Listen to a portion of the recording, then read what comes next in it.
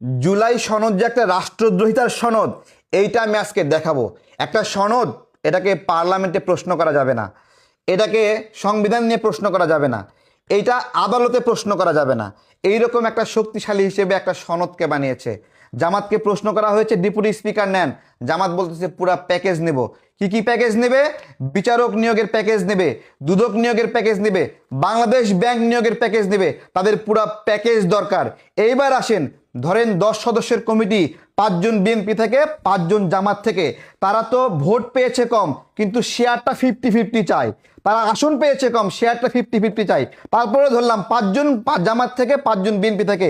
সেই কমিটি কোনোদিন একটা চেয়ারম্যান নিয়োগ দিতে ঐক্যমতে আসবে কিনা? ধরলাম 7 জন বিএনপি থেকে, 3 জন জামাত থেকে।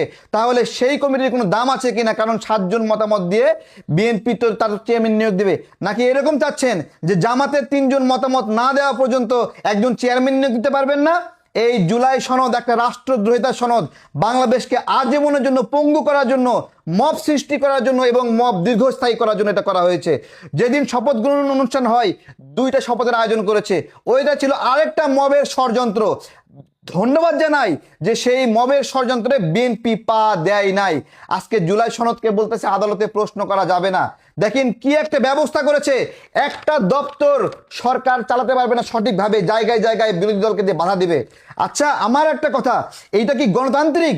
বাংলাদেশের জনগণ ভোট দিয়ে পাঠালো একটা দলকে, তারা সরকার চালাবে, সেইখানে এই সকল নিয়োগ নিয়ন্ত্রণ করবে বিরোধী দল। তাহলে একটা কাজ করেন, জনগণ ভোট দিয়ে পাপ করছে, জনগণের সেই পাপের ফসল হিসেবে সব কিছু একবারে বিরোধী দলকে দিয়ে দেন। নামে সরকারি দল থাকবে, কিন্তু সব চালাবে বিরোধী দল। এই যদি হয় জুলাই সনদ, তাহলে এই জুলাই সনদকে আমরা গণতন্ত্রের পরিপন্থী বলবো কিনা, গণতন্ত্র ধ্বংসকারী বলবো কিনা, জনগণের আকাঙ্ক্ষার পরিপন্থী বলবো কিনা, সেইটা আপনাদের কাছে জিজ্ঞাসা করছি। যে একটা ডক্টর ইউনূস মবের শাসন করছে, বাংলাদেশকে দীর্ঘস্থায়ীভাবে মবের মধ্যে ঢুকায় গেছে কিভাবে, আজকে আপনারা সেটাই দেখেন। তার চেয়ে গুরুত্বপূর্ণ এই যে সনদ, এইটাকে 72-এর সংবিধানকে চ্যালেঞ্জ করার জন্য তারা ব্যবহার করতে চায়।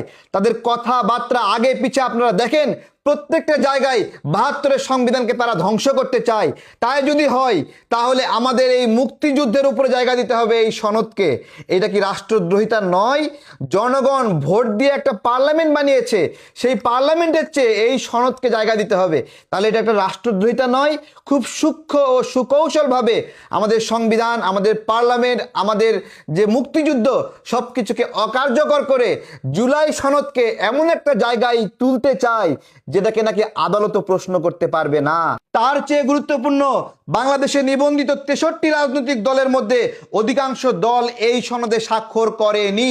যেহেতু অধিকাংশ দল স্বাক্ষর করেনি, তাই এটা অধিকাংশ দলের সনদ নয়, এবং এইটা বাংলাদেশের অধিকাংশ জনগণ এটার পক্ষে হাঁ দেয়নি। যেহেতু হাঁ দেয়নি, বাংলাদেশের সকল জনগণের এটা অভিপ্রায় নয়। বলতে পারেন ভোটারদের যারা ভোট দিয়েছে তাদের বেশিরভাগ হাঁ বলেছে। হ্যাঁ, যেই ব্যক্তিগুলো ভোট দিতে যায়নি তারাও জুলাই সনদকে সমর্থন করে না, এবং যেই ব্যক্তিগুলো না ভোট দিয়েছে তারাও জুলাই সনদকে সমর্থন করে না। তাহলে যারা ভোট দেয়নি এবং যারা না বলেছে, বাংলাদেশের বেশিরভাগ জনগণ এই জুলাই সনদকে সমর্থন করে না। সেই সনদকে আপনি বলছেন আদালত প্রশ্ন করতে পারবে না, সংবিধানের চেয়ে গুরুত্বপূর্ণ 72-এর সংবিধানের বিকল্প। তাহলে এইটাকে আমি বলবো এইটা জুলাই সনদ না, এটা একটা রাষ্ট্রদ্রোহিতার দলিল ছাড়া কিছু নয়।